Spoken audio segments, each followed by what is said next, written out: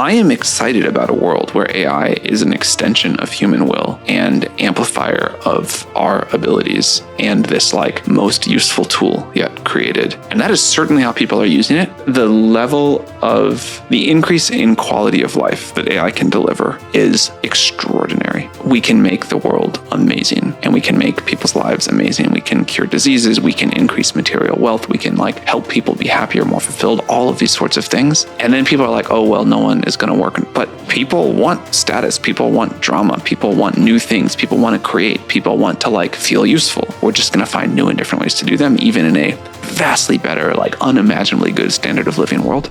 Need motivation? Watch the top 10 with Believe Nation.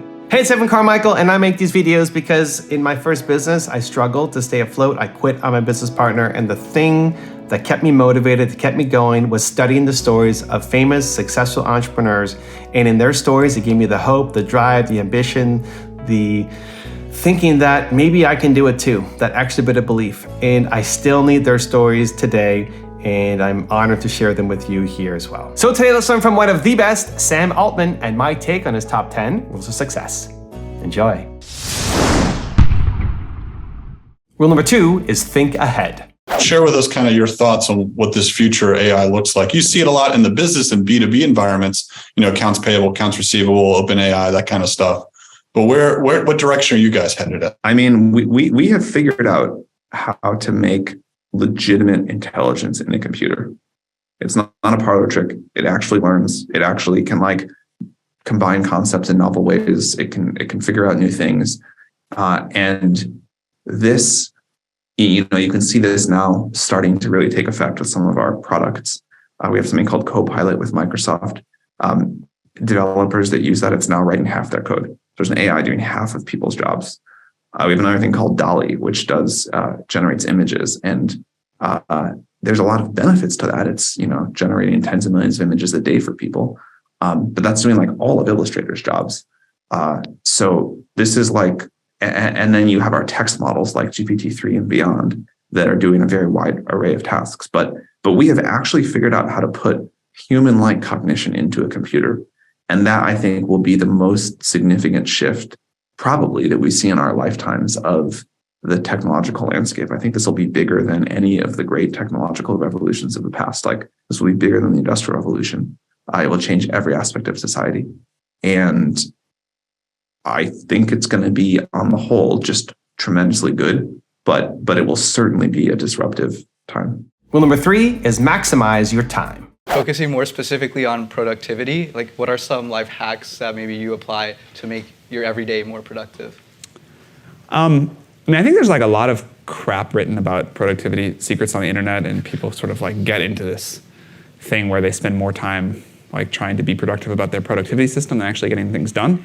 I will say, I think that, well, I'll say 2, pieces of advice that aren't obvious.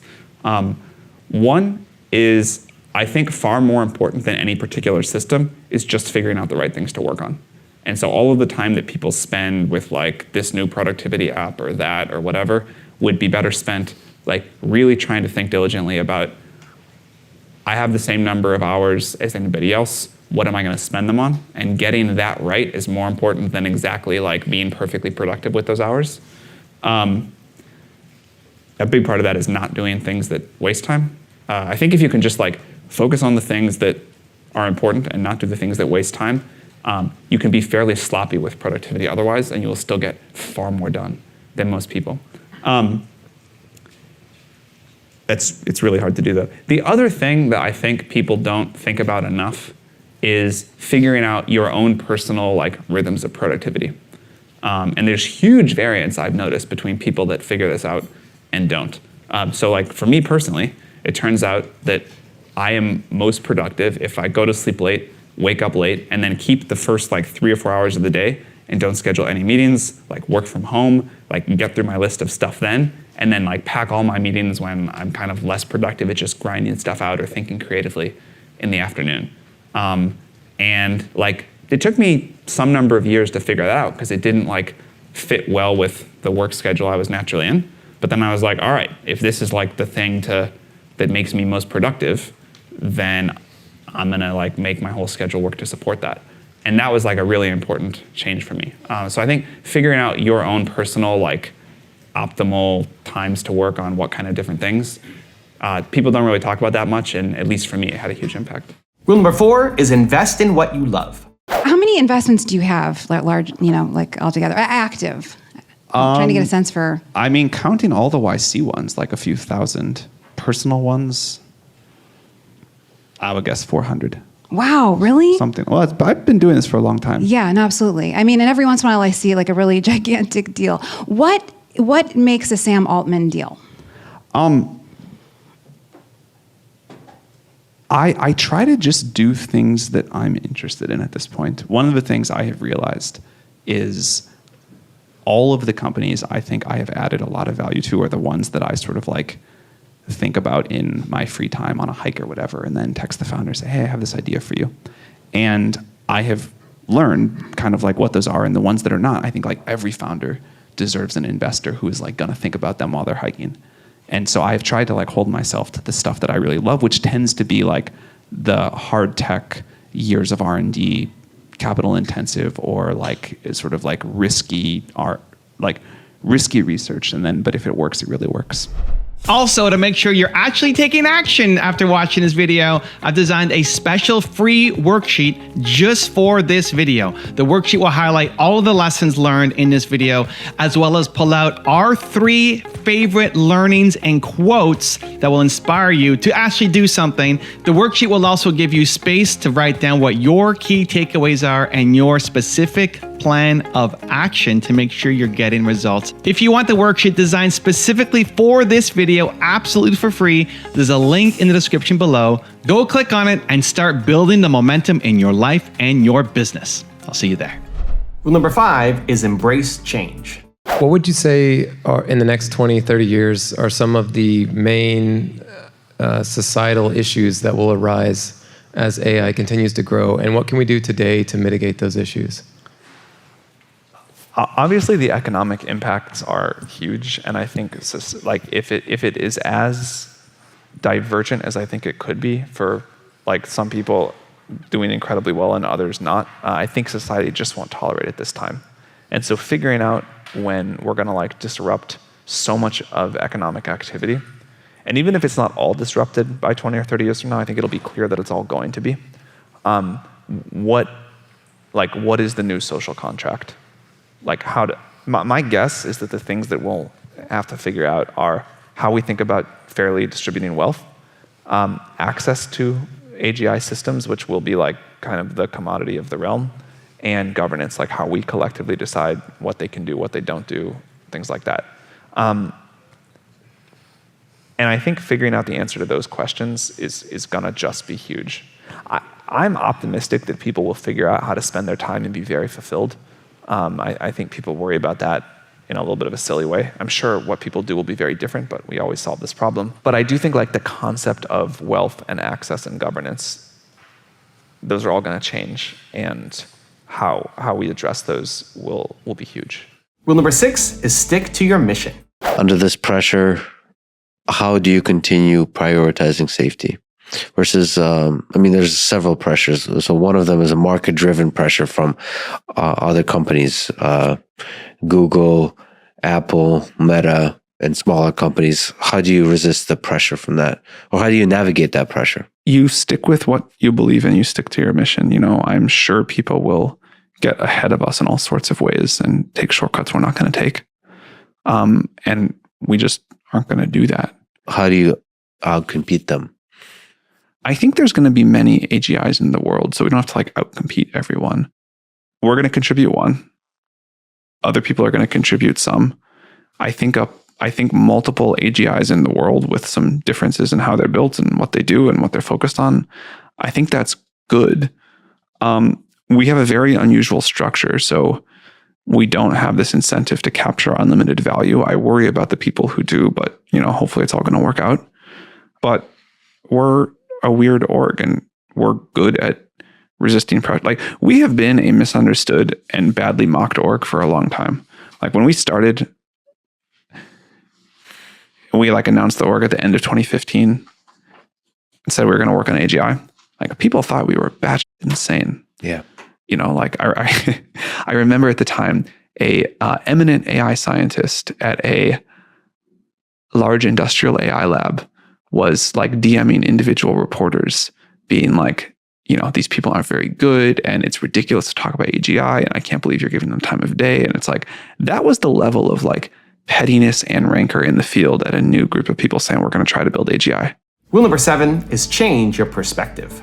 Sam, I'd love to dive into something that you learned about yourself over the course of your life that really just changed your world and changed the way that you operate in business and the way that you think about AI and about your life. Like a bunch of interesting things. It's a fun question, but the one that resonates me with the most, and it wasn't intentional at the time, but it became intentional during the process, was becoming a calm person. I think I started off my career in life as a very like anxious, high-strung person, much more than I realized. And I think it was a negative in many ways, the obvious ones about being sort of just generally kind of unhappy and, you know, somewhat miserable. And also just work-wise, like tremendously less effective and a much worse leader. And then through a conscious effort, eventually what started off is just like interest, mostly in exploring meditation and sort of introspection about why I was the way I was and sort of why I was like so sort of high strung and just wound up in an unproductive and way. It started, I guess, as trying to explore why this was like in the way of my productivity, and then it became why I was in the way of my happiness. That process, I think, made me just much better at my job, in addition to much happier in my life. I think one of the things anyone learns running a company is there are a lot of crises all of the time, and you can get through them. You do get through them, but to the degree you kind of believe you're going to get through them, even if you don't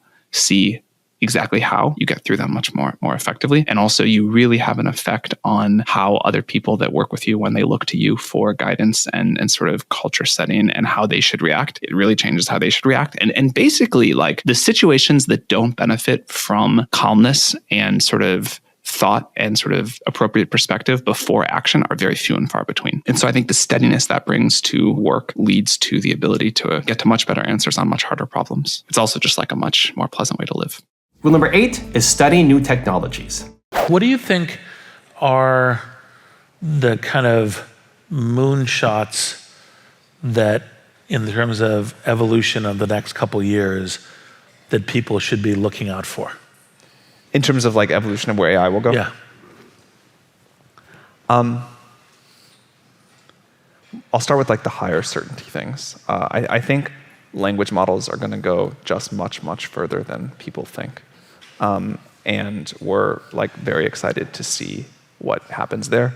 I think it's like what a lot of people say about, you know, running out of compute, running out of data, like that's all true, but I think there's so much algorithmic progress to come that we're going to have like a very exciting time. Another thing is I think we will get true multimodal models working. And so, you know, not just text and images, but every modality you'd like in one model, able to easily like, you know, fluidly move between things.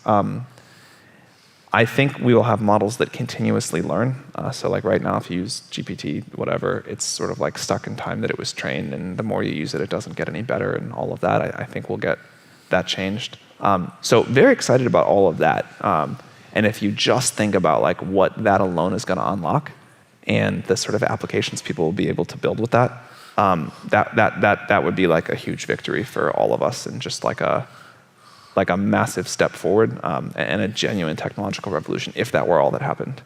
But I think we're likely to keep making research progress into new paradigms as well. We've been like pleasantly surprised on the upside about what seems to be happening. And I think, you know, all these questions about like new knowledge generation, how do we really advance humanity? I think there will be systems that can help us with that. Rule number 9 is be optimistic. Would you say that you're still optimistic about the future? Yeah, of course. Like, progress is not, it's not a perfectly exponential curve. It's not even a straight line. And, you know, we are clearly in a challenging period now. But I think if you look back at the last few hundred and then few thousand years, if you zoom out enough that the squiggles on the curve kind of disappear, the world is getting so much better.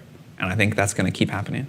And I am even with everything going on right now, I'm delighted to be alive right now and not 100 years ago, and certainly not 200 or 2,000 years ago. And I think we do have technology to thank for a lot, and we have better governance systems. Like the number of people living in a democracy, 200 years ago was very low, the percentage. And as horrible as things are, the fact that we get to stand up and speak our minds without fear of being thrown in jail for political opposition, and the fact that we get to vote again in 3.5 more years, I think that's amazing.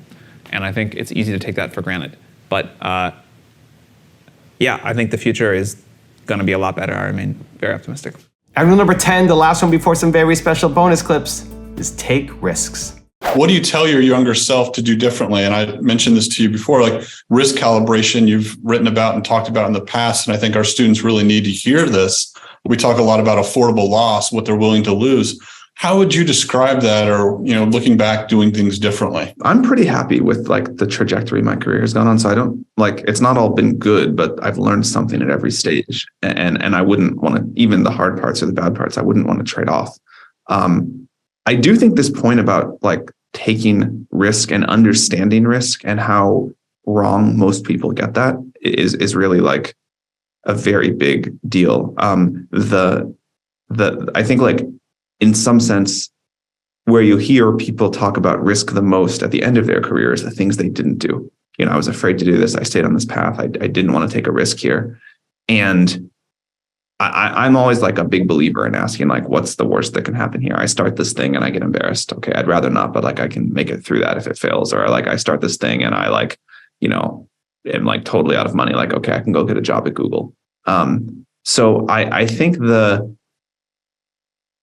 one of the best things I learned early on, and this is for all of the faults of Silicon Valley, I think this is one of the best, is that like, if I did something and failed, it didn't have to like be the end of the story for me. It's like, I think like Silicon Valley does not celebrate failure, but it tolerates it.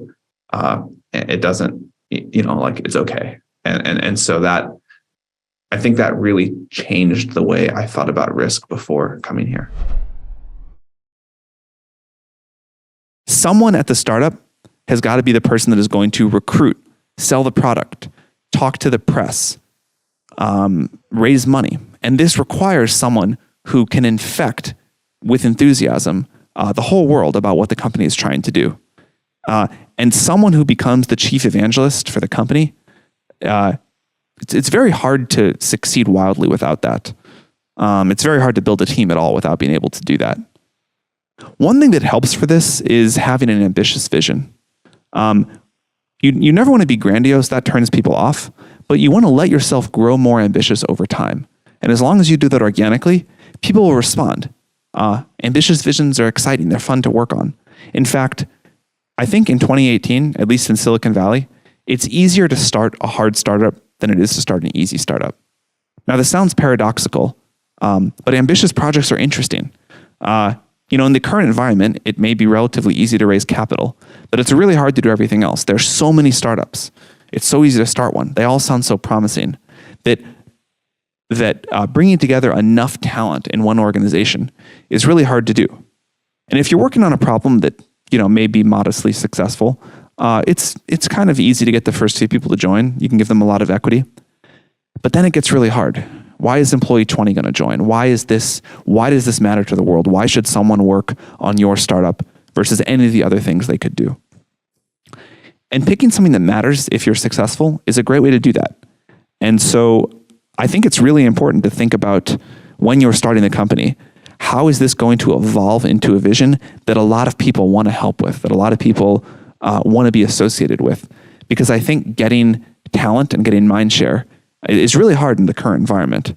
And people are interested in startups that matter.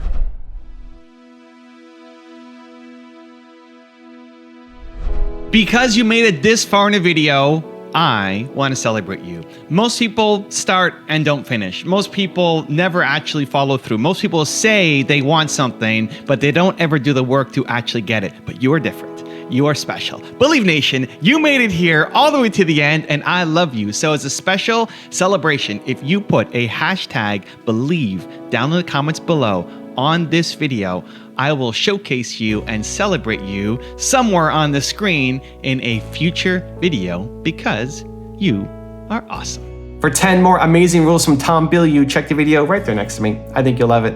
Continue to believe, and I'll see you there. Most people think that life is about avoiding the pain. I'm here to tell you right now, in a very controlled fashion, it is about really experiencing the pain, learning from it. So Ray Dalio, the most successful hedge fund manager of all time, has a perfect math equation.